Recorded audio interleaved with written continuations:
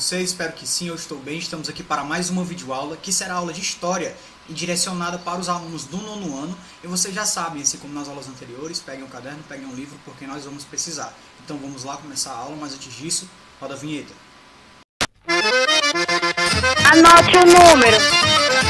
Então, galera, sabemos que a partir da disciplina de Geografia, da disciplina de História, já iniciamos o terceiro bimestre, não é? E a partir disso, claro, a gente inicia também aí o módulo 3. A gente fez isso com a disciplina de Geografia e hoje, claro, iremos iniciar o módulo 3 na disciplina de História também, certo? Assim como na disciplina de Geografia, o módulo 3 de História, ele também vai começar a partir do capítulo 7. E o capítulo 7 fala sobre a Quarta República.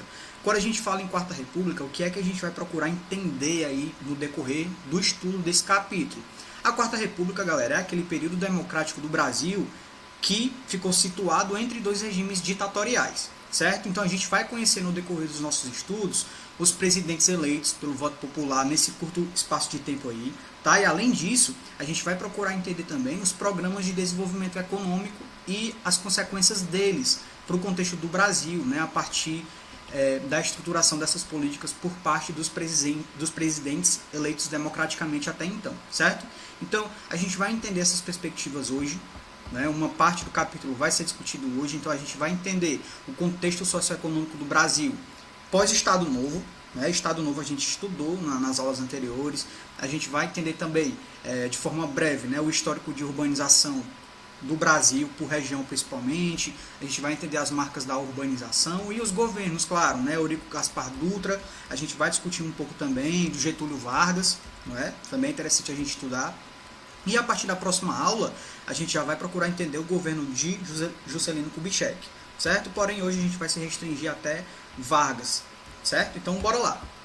Galera, qual é o contexto do Brasil ali no pós-Estado Novo? Quais são as dinâmicas que a gente tem? Claro, com o fim do Estado Novo, lá em 1945, a gente teve o processo de redemocratização do país, tá? Então o país ele voltou aí, claro, a se inserir no contexto de democracia, certo? Os seus presidentes, no caso, eles foram presidentes eleitos, certo? Então, aqui a gente teve a eleição de 4 presidentes nesse intervalo de tempo aí, certo? Essa redemocratização ela durou até 1964, que a gente vai estudar um pouco mais lá na frente, não é? Então, aí de 1945 até 1964, de fato, a gente teve uma redemocratização no contexto do país, certo? E algumas dinâmicas estão inseridas, claro, nesse processo aí, tá? Então, durante esse processo de transição, de uma ditadura e de um governo de fato democrático, não democrático, né, autoritário, nesse processo de transição para a democracia, a gente teve muitas mudanças políticas e sociais sim, certo? Tanto que lá em 1946 a gente teve a estruturação de uma nova Constituição, certo? Então, claro, muitas mudanças aí na perspectiva política, social, econômica também aconteceram, certo? A gente precisa lembrar que esse período aqui que a gente está falando é no contexto do período da Guerra Fria. E a gente já lembrou lá no momento anterior que Getúlio Vargas, inserido nesse contexto aí, ele conseguiu fazer com que o país ele se estruturasse de certa forma, né, deixasse de depender tanto da indústria de produtos, né, manufaturados aí de outros países. Então o Brasil, nesse intervalo de tempo aí, ele conseguiu, de certa forma, se industrializar. E a partir da industrialização a gente teve dinâmicas sociais também. Claro, né, a gente teve inclusive o processo de urbanização, a partir do momento em que os indivíduos eles saíam do contexto do campo, né, saíam ali do espaço rural e iriam para as grandes cidades, né, para ocupar ali os seus cargos, enfim, servir como mão de obra, né, para o trabalho industrializado principalmente. Então, dinâmicas sociais, políticas e econômicas de fato se inseriram no contexto do Brasil nesse intervalo de tempo aí, nesse processo de redemocratização do país. Show? A partir do que foi visto, né, nessa breve introdução aqui no início da aula, a gente percebeu que o processo de industrialização possibilitou com que a urbanização de fato se estruturasse, né, fosse construído aqui no contexto do Brasil, tá? A partir disso surge um questionamento. Vocês vão perguntar para mim, beleza, Wesley, o processo de urbanização no contexto do Brasil se tornou uma realidade, porém, uma realidade concreta, e aconteceu da mesma forma em todas as regiões do Brasil? Galera, eu adianto para vocês que não, Tá? O que é que acontece? De fato, o processo de urbanização ali durante o século XX, principalmente, de fato, aconteceu aqui no Brasil. A gente percebeu que políticas públicas aí, né, para a industrialização, principalmente no governo de Getúlio Vargas, como já falei no momento anterior, possibilitou, claro, com que as pessoas elas saíssem do campo, né, e fossem né, para as áreas urbanas, para as grandes cidades, e a partir disso estruturar o processo de urbanização. Além disso, as dinâmicas relacionadas à mecanização do campo, né, em que não se necessitava mais de uma grande necessidade de mão de obra, e a partir disso o desemprego estrutural se inseriu no contexto do campo. Claro que as pessoas elas iriam migrar para outras regiões à procura de emprego, né? Além disso, a concentração fundiária também, as pessoas não tinham terra ali no contexto do campo, né? Então isso, claro, fez com que as pessoas se direcionassem para saíssem, né, do campo e fossem para as cidades, tá? Como eu já falei anteriormente, esse processo de industrialização e, portanto, né, a formação aí dos grandes centros urbanos não aconteceu da mesma forma em todas as regiões do Brasil, a partir do momento em que a gente percebe que as políticas públicas de industrialização no Nordeste praticamente não existiram. Tá? Mas quando a gente fala do Sudeste, a gente percebe que a industrialização se inseriu no contexto do Sudeste. Tá? A partir do momento em, claro, a gente teve ali nos momentos anteriores o ciclo do café, que já deu uma grande importância econômica para as cidades ali, os estados da região do Sudeste, e além disso também a grande influência política, né, que a gente já viu no momento anterior ali, que existia, né, Minas Gerais e São Paulo.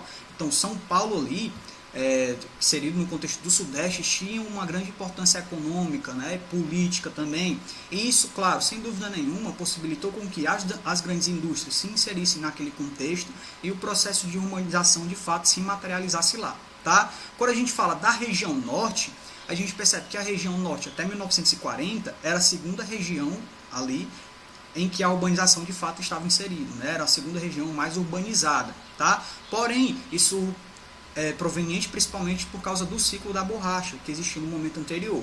Então, quando o ciclo da borracha de fato se desestruturou, terminou e a urbanização começou a acontecer em outras regiões, a gente percebeu que começou a existir o fluxo de pessoas, a migração de pessoas do norte para as regiões mais industrializadas, principalmente quando a gente fala de Sudeste. Tá? Lá no Sul, até 1970, o processo de industrialização ele aconteceu de forma mais lenta, certo? Isso, lógico, eu não estou falando que não aconteceu, aconteceu, claro, mas de forma mais lenta até 1970, e isso se deve principalmente à estrutura do campo existente na região sul, certo? Principalmente por causa da agricultura familiar, né? A estruturação familiar que existia ali no contexto relacionado principalmente à agricultura fez com que o processo de industrialização ele acontecesse de forma mais lenta no Sudeste. E quando a gente fala de Nordeste, como eu já falei, né, como eu adiantei,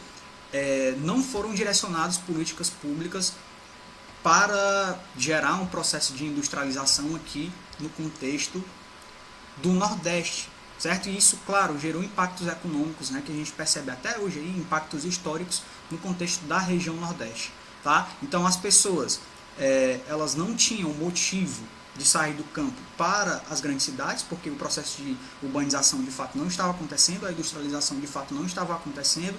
Então, eu vou sair do campo para ir para uma região do Nordeste que não me oferece benefícios, não oferece benefícios à minha sobrevivência, então eu vou para alguma região que ofereça isso. Né? Então, assim como no Norte, no Nordeste o processo de imigração também aconteceu, né? Tanto que a gente percebe hoje que na cidade de São Paulo, de forma geral, os migrantes nordestinos eles aparecem em grande quantidade, né? E isso aconteceu por causa da migração que ocorreu nesse momento aqui, certo? E quando a gente fala de Centro-Oeste, a gente também percebe uma migração campo-cidade a partir do momento em que a gente teve um certo processo de industrialização e principalmente a construção de Brasília, lá no contexto do Centro-Oeste. Então isso fez com que uma migração campo-cidade, principalmente para a cidade de Brasília, de fato se estruturasse ali na região Centro-Oeste e, claro, possibilitasse o processo de urbanização também.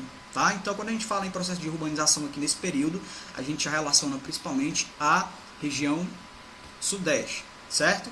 Falando da realidade do processo de urbanização dos municípios brasileiros, ali no decorrer do século XX. A leitura que a gente consegue fazer é, né, a partir de questionamentos. Será que o processo de urbanização ele aconteceu de forma planejada? Ou será que não foi planejado? As ocupações elas aconteceram de forma desordenada e, portanto, geraram impactos tanto na perspectiva social, quanto também na econômica e ambiental também. Então, essa segunda opção que eu acabei de falar é o que de fato se estruturou no contexto do Brasil. Tá? A gente já sabe que a mecanização do campo, a concentração fundiária, né, o desemprego estrutural no campo fez com que as pessoas saíssem do campo e se direcionassem para essas cidades industrializadas. Então, essas cidades industrializadas, elas não tinham um planejamento prévio para fazer com que essas pessoas se inserissem no contexto urbano, de fato. Né? Não existia moradia para todo mundo, não existia trabalho para todo mundo, não existia saneamento básico, não existia saúde para todo mundo. Então, o problema no decorrer da estruturação da urbanização aqui no Brasil foi uma realidade, certo? Tanto que a gente tem um processo que já conhecemos bem, né? Em leituras anteriores, a gente conseguiu fazer isso, que é o processo de favelização, né? A estruturação das favelas aqui no Brasil, sem o direcionamento de saneamento básico, falta de escolas, né, falta de habitação, né, falta de políticas públicas em torno de todas essas questões aí. Então, galera, esse processo de urbanização aqui no Brasil, nesse período de tempo aí, deixou marca sim, certo? O que foi que a gente teve em 1945, ali no pós-Estado Novo? Né? A gente teve a eleição de um novo presidente, né, que no caso foi eleito o presidente militar, né, Eurico Gaspar Dutra, certo? Então, ele foi o primeiro presidente eleito aí nesse momento histórico em que é chamado de Quarta República e também é chamado de República Populista. Por que é chamado de República Populista? Porque a gente percebe que alguns dos presidentes eram caracterizados com essa forma populista, né, inserida no seu governo. Quando a gente fala do governo de Eurico Gaspar Dutra, galera, a gente percebe que qual foi a primeira medida tomada? Claro, foi a estruturação de uma nova Constituição, tá? Então, ele acionou aí a Assembleia Constituinte para que, de fato, uma nova Constituição fosse estruturada, construída e foi, de fato, estruturada lá em 1946, certo? Foi promulgada, de fato, a Constituição em 1946 e, claro, trouxe novos ares aí para a democracia do Brasil, certo? Então, no livro de vocês, inclusive, existem algumas medidas aí da Constituição de 1946, que está lá na página 347. Vamos citar aqui uma das medidas da Constituição de 1946, né? Ampliou o voto feminino, que antes era restrito, né, às mulheres que exerciam cargos públicos remunerados, mas manteve o veto ao voto dos analfabetos, né, tanto analfabetos homens ou mulheres, certo? Uma outra medida, fixou em 5 anos o mandato presidencial, sem direito à reeleição, garantiu ao cidadão a liberdade religiosa, política e filosófica. Além disso, também extinguiu a pena de morte. Outra medida, manteve os direitos trabalhistas, que tinham sido implantados, no caso, lá no período do Estado Novo, né? Mas sem estender esses direitos trabalhistas aos trabalhadores rurais. Então, aí são algumas medidas dessa nova Constituição que foi promulgada em 1946 a partir do governo de Eurico Gaspar Dutra, o primeiro presidente que se inseriu no contexto da Quarta República ou República Populista, né? Além disso, o que é que a gente percebe? Como eu já falei, a gente percebeu que estávamos inseridos no contexto de pós-Segunda Guerra Mundial, né? 1945, a gente percebe aí uma polarização do mundo, de forma geral, né? Entre os capitalistas e os socialistas, né? Estados Unidos e União Soviética principalmente. O Brasil, ele se inseriu nesse contexto de polarização, ele esteve do lado de alguém? Claro, galera. Então, Eurico, né, o presidente Eurico Gaspar Dutra, ele preferiu ficar do lado dos Estados Unidos. E a partir disso a gente percebe que se inseriu no contexto do Brasil também algumas políticas autoritárias, inclusive, né, a partir do momento em que o Partido Comunista, que se inseria aqui no contexto do Brasil, né, o Partido Comunista Brasileiro, ele foi posto na ilegalidade. a partir do momento em que houve a acusação de que o Partido Comunista Brasileiro era um partido internacional que estava amando aí da União Soviética, da URSS, certo? Então, a gente percebeu que, inserido num contexto de polarização, no Brasil, a partir do governo de Eurico Gaspar Dutra, ele começou a adotar também algumas medidas autoritárias, certo? Apoiando, claro, aí os Estados Unidos na sua perspectiva capitalista principalmente. O que é que a gente pode falar sobre a economia, sobre a sociedade no período do governo de Eurico Gaspar Dutra? Galera, a gente percebeu no momento anterior, acabei de falar, né, que o Brasil ele adotou aí o pensamento, algumas perspectivas dos Estados Unidos, né? Então, na perspectiva econômica, o Brasil ele optou por se tornar, de certa forma, uma economia liberal. A partir disso, ele abriu seu mercado interno, certo? Então, o que foi que aconteceu?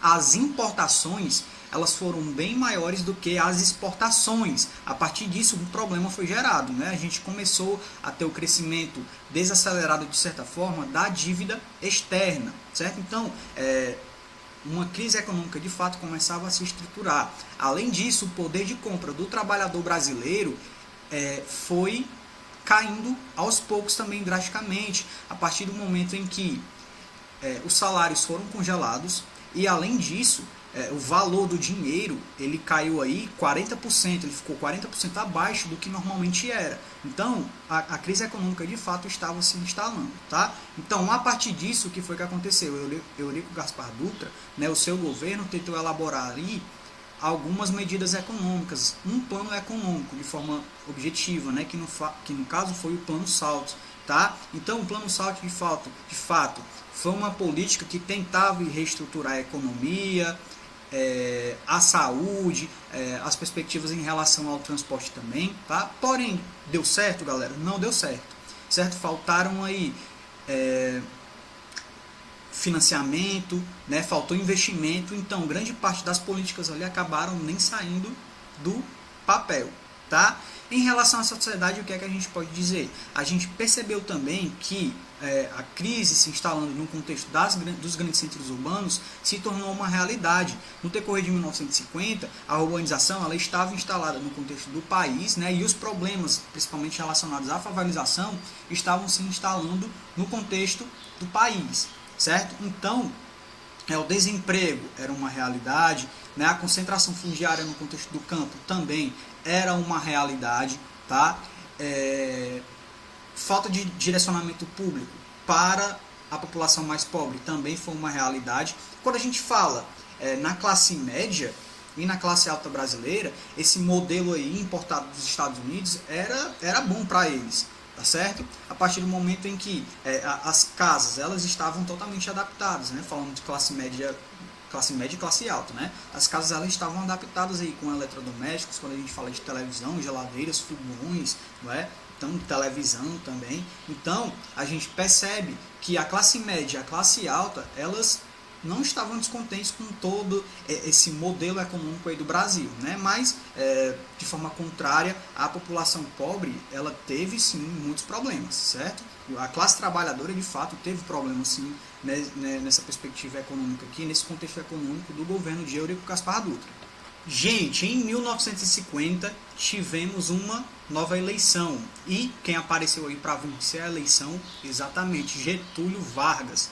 Então se iniciou aí o processo, né, o governo de Getúlio Vargas, que foi de 1951 até 1954. Tá? Então ele tinha um apoio aí de parte da elite, né, de grandes políticos, então ele de certa forma venceu facilmente a eleição aí. Isso não quer dizer que Getúlio Vargas não tenha tido oposição, não é? Getúlio Vargas, claro, teve oposição, agora ele não podia, né, nesse contexto democrático, ele não inseriu o contexto da censura, né? Então ele teve aí no seu governo grande oposição, né, de parte aí de camadas que pensavam, né, tinham uma perspectiva diferente da dele, certo? Além disso, além de enfrentar a oposição, Getúlio Vargas ele governou ali num período de instabilidade econômica e social também, certo? O desemprego ele estava se inserido no contexto do Brasil, a inflação também, a dívida externa, e além disso a crise dos trabalhadores também estava inserido nessa dinâmica aí, né? O poder de compra dos trabalhadores praticamente era tinha sido muito diminuído, tinha diminuído de fato. Né? Então, Getúlio Vargas ele veio com novas propostas aí, principalmente voltado para a classe trabalhadora, né? Dizendo que iria mudar aí a perspectiva política, né? Iria direcionar políticas públicas para os trabalhadores, certo? No contexto do Brasil, né, a gente percebeu que a questão econômica estava complicada, né? A gente estava inserido ali no contexto de crise.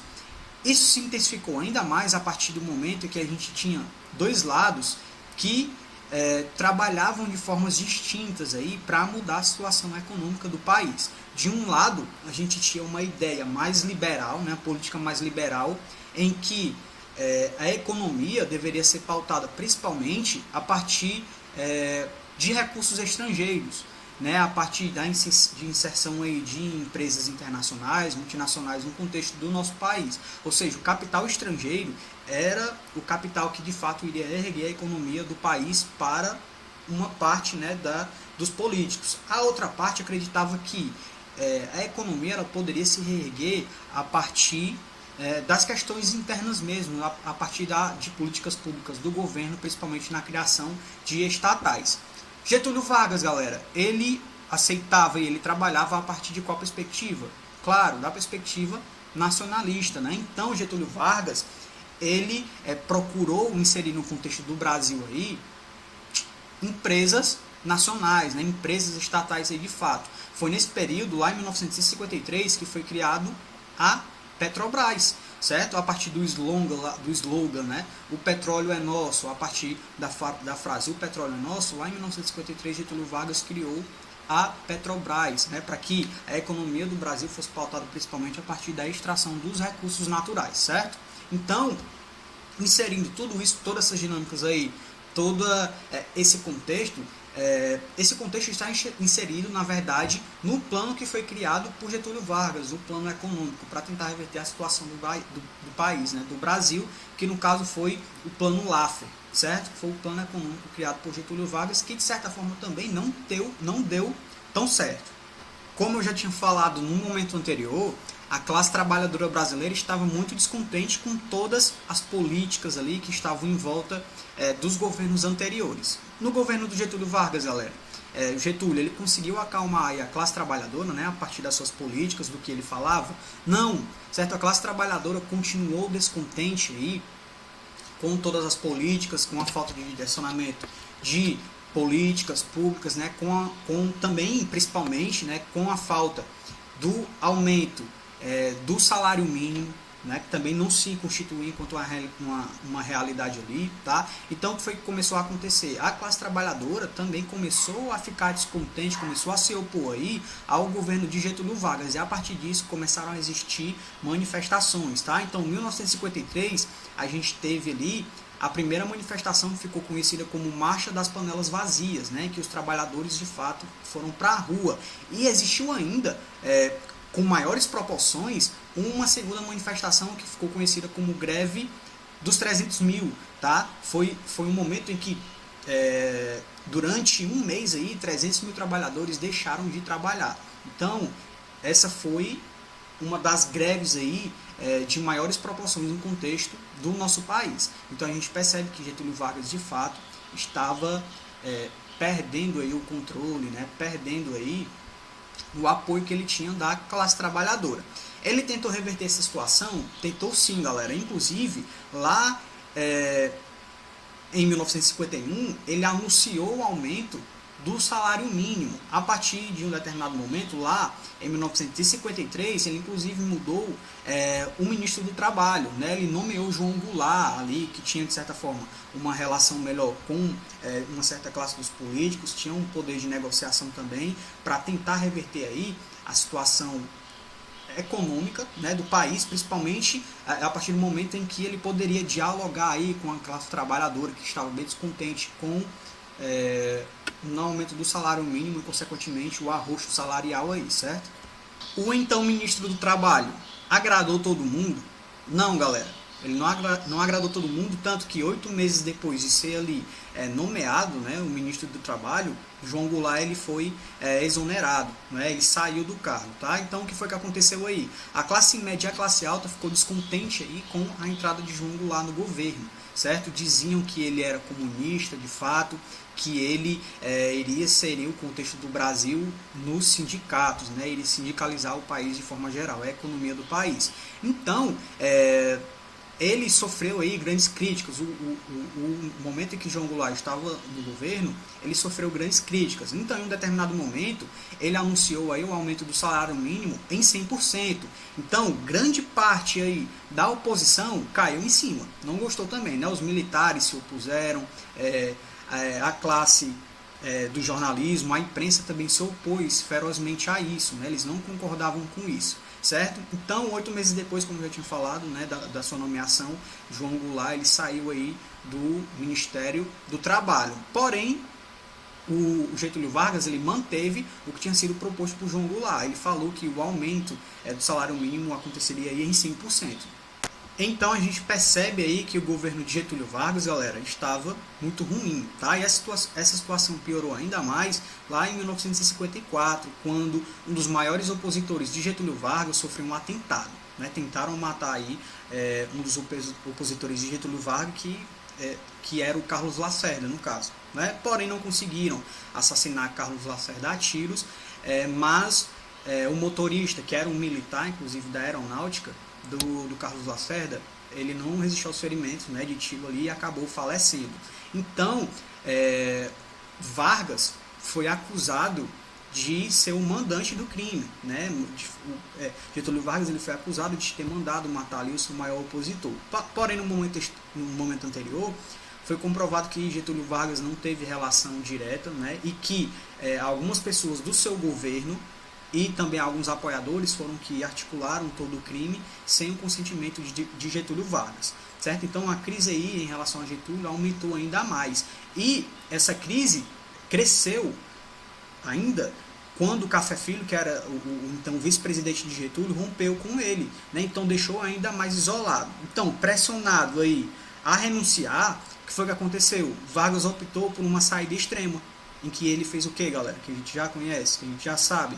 Ele cometeu suicídio, certo? Então, em 24 de agosto de 1954, ele atirou contra o próprio coração, né, em seu quarto, lá no Palácio do Catete. Então, a morte de Getúlio Vargas provocou aí uma enorme onda de comoção na população, né, que saiu aí às ruas para protestar contra aqueles que perseguiam Getúlio Vargas, né? Então, Carlos Lacerda ele teve que fugir, inclusive, às pressas do país, né, e só retornou aí quando a situação se acalmou. O Carlos Lacerda, no caso, era o opositor de Getúlio Vargas, né? Então ele foi perseguido aí, acusaram ele de perseguir um tanto Getúlio Vargas que ele não aguentou a pressão e acabou cometendo suicídio. Mas esse suicídio apareceu aí nesse contexto de um governo insustentável que tinha se inserido ali, o governo de Getúlio Vargas, tá? Então é isso, galera, a gente encerra a nossa aula aqui por hoje, tá? A gente discutiu a metade do capítulo 7, na próxima aula a gente discute a outra metade, né? A partir do governo de Juscelino Kubitschek, certo? Então é isso, caso não tenham entendido, vocês já sabem, entrem em contato comigo pelas redes sociais, a gente tem o nosso Google Meet, onde a gente pode tirar essas dúvidas que porventura surgirem e ampliar as discussões também, certo? Então é isso, um forte abraço, continue estudando e até a próxima. Valeu!